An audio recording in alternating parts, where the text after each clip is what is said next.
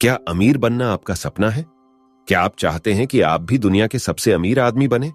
क्या आप चाहते हैं कि आप बिलियंस में पैसे कमाएं?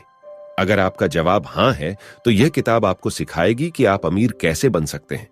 यह किताब आपको सिखाएगी कि वेल्थ का मतलब क्या होता है और पैसों की कद्र कैसे की जाती है। अगर मैं इस किताब को पढ़ने वाले लोगों की बात करूं, तो यह किताब हर किसी के लिए बहुत अहमियत रखती है, क्योंकि अगर आप एक स्टूडेंट हैं, तो यह किताब आपकी जिंदगी बदल सकती है।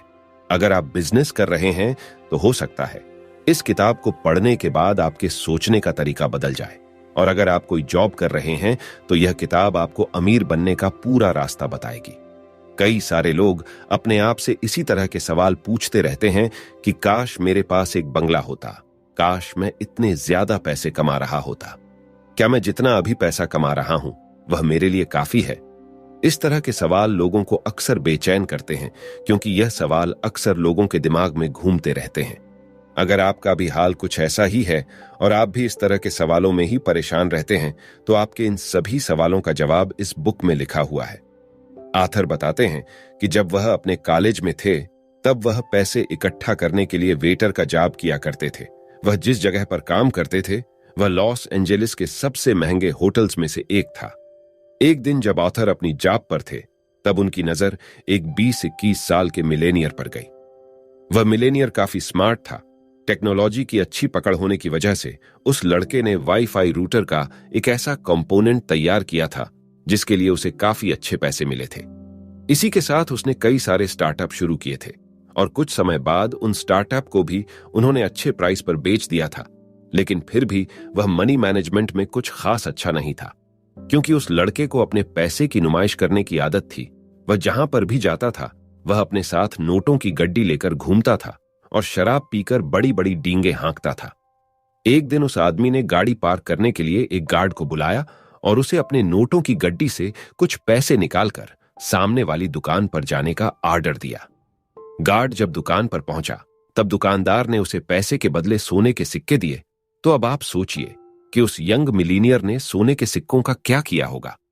शायद आप में से कुछ लोग यह सोच रहे हो कि यंग मिलीनियर ने गोल्ड कॉइन्स को संभाल कर रखा होगा, लेकिन ऐसा बिल्कुल नहीं है। उस लड़के ने गोल्ड कॉइन्स को समुद्र में फेंक दिया और इस काम में उसके दोस्त भी उसका साथ दे रहे थे। वह लड़का समुद्र में इस तरह से सिक्के फेंक रहा था जैसे बच्चे तालाब में पत्थर फेंकते हैं। इस घटना के कुछ समय बाद जब वह मिलीनियर फिर से होटल में आया, तब वह होटल के लैंप से टकरा गया, जिसकी वजह से वह लैंप टूट गई। लैंप टूट जाने की वजह से होटल मैनेजर ने उस लड़के को $500 का खर्च बताया, जिस पर उस लड़के ने फिर से तमाशा कर दिया और अपने पैसे का घमंड दिखाते हुए उसने होटल के मैनेजर के मुंह पर $5000 मारा और कहने लगा कि दोबारा अपनी शक्ल मत दिखाना।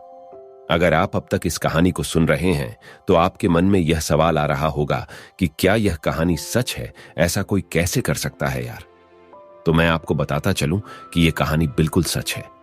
इस कहानी के अंत में यंग बिलेनियर, जिसे पहले तो पैसे का बहुत घमंड था, लेकिन बाद में उसके साथ बहुत ही बुरा होता है, वह लड़का पैसे के नशे में अपना सारा पैसा खो देता है और अंत में उसका दिवालिया निकल जाता है, क्योंकि कुछ ही सालों में उसने जितने भी पैसे कमाए होते हैं, वह वो सारे पैसे बेकार की चीजों पर उड़ा देता है।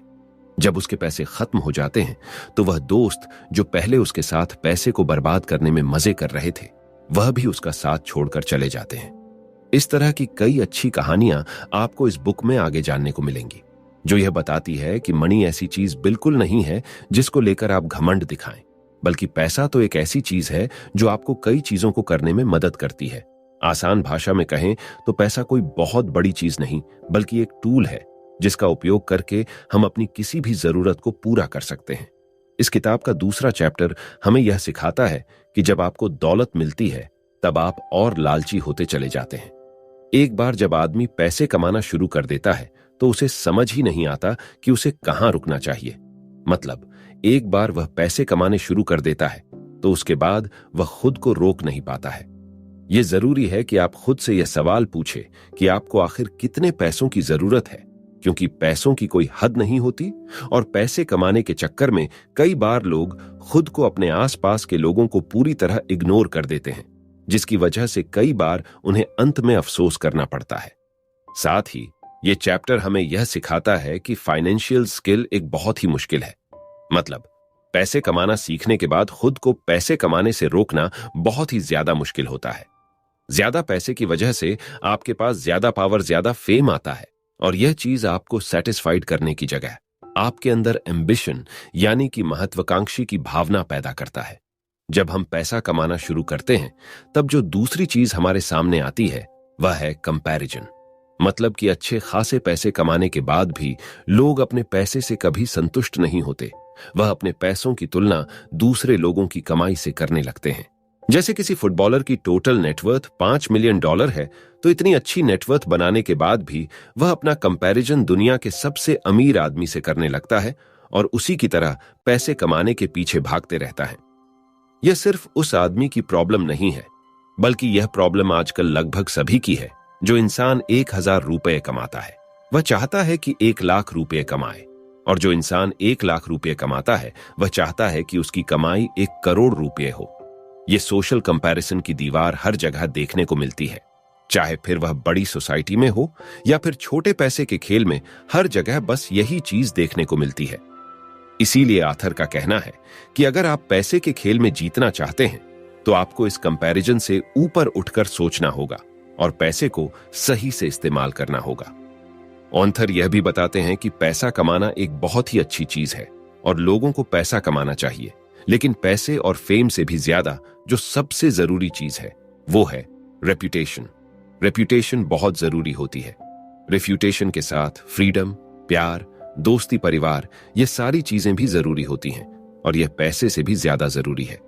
यही वजह है कि आपको पता होना चाहिए कि कब आपको खुद को इनफ कहना है।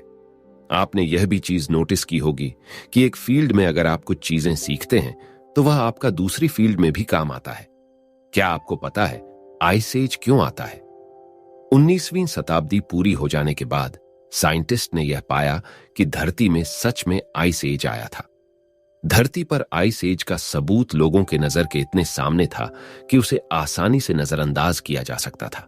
साइंटिस्ट ऐसा मानते हैं कि आइस एज आने और हमारी दुनिया के फिर से अपने पुराने फॉर्म में लौटने के पीछे कई हजार सालों का समय लगा था। ऐसा इसलिए था क्योंकि हमारी धरती पर रोजाना नए नए बदलाव होते गए और ये बदलाव होते होते इतने ज्यादा बढ़ गए कि अंत में आइस एज का प्रभाव पूरी तरह से खत्म हो गया और हमारी धरती बिल्कुल पहले जैसी हो गई। कंपाउंडिंग का इफेक्ट भी कुछ कुछ ऐसे ही काम करता है। मान लीजिए आपने अपनी एनुअल सैलरी का 10% इंडेक्स फंड में जमा कर दिया है, तो अगले साल आपके पास आपकी सैलरी के 10% के साथ साथ उस 10% का भी इंटरेस्ट मिलेगा। ऐसे करते हुए मान लीजिए आप साल 2030 तक अपने पैसे जमा करते चले गए। जैसे जैसे आप अपने पैसे को बढ़ाते चले जाएंगे वैसे वैसे हर साल आपकी इन्वेस्टमेंट की वैल्यू भी बढ़ती चली जाएगी। इस तरह से अगर आप लगातार अपने पैसे जमा करते रहेंगे तो आप कुछ ही समय बाद अमीर जरूर बन जाएंगे। क्या आपको यह बात पता है कि जब वॉरेन बफेट सिर्फ 10 साल के थे उन्होंने सबसे पहले इन्वेस्टमेंट करना शुरू किया था। एक बार इन्वेस्ट करने के बाद वॉरेन बफेट ने बार बार पैसे को बाहर निकालने की कोशिश नहीं की, बल्कि उन्होंने लंबे समय तक अपने पैसे को बढ़ने के लिए छोड़ दिया। वॉरेन बफेट ने कई सालों तक अपने पैसे को बढ़ने दिया, जिसकी वजह से जब वह 89 साल के हुए तब उनके पास $84 बिलियन जमा हो गया था। यह उनके डिसिप्लिन और इतने सालों के कंपाउंडिंग का नतीजा था। वॉरेन बफेट ने अपने 90वां जन्मदिन के समय इतने ज्यादा पैसे कमाए थे।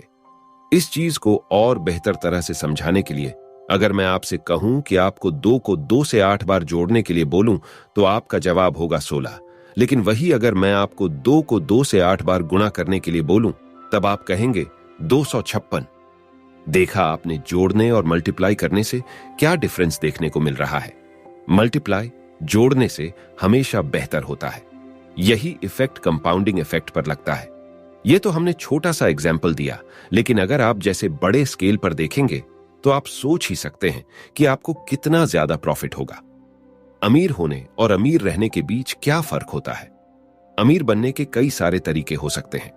आप कोई भी काम करके अमीर बन सकते हैं, लेकिन अमीर बने रहना बहुत ही मुश्किल काम है। जैसे सक्सेसफुल होने के कई सारे रास्ते हैं, वैसे ही पैसे कमाने और अमीर बनने के भी बहुत से रास्ते होते हैं।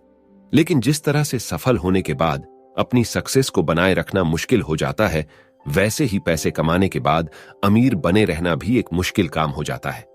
पैसे कमाने के बाद अपने पैसे को बनाए रखने का बस यही सीक्रेट है कि आपको यह एक्सेप्ट करना होगा कि इस दुनिया में कोई भी चीज हमेशा के लिए नहीं रहती है। अगर कोई चीज आज भी आपके पास है तो यह जरूरी नहीं है कि वह हमेशा आपके पास ही रहेगी। ठीक वैसे ही अगर अभी कोई चीज आपके पास नहीं है तो जरूरी नहीं कि वह चीज आपको फ्यूचर में नहीं मिलेगी। इसीलिए किसी भी चीज से ज्यादा अटैचमेंट नहीं रखना चाहिए। उम्मीद करते हैं कि psychology own of money book की ये बुक समरी आपको पसंद आई होगी। आगे भी इसी तरह की वीडियो देखने के लिए हमारी चैनल को सब्सक्राइब कर बेल आइकॉन की बटन को भी दबा दीजिए ताकि अगली वीडियो की नोटिफिकेशन आपको जल्द मिल सके। धन्यवाद।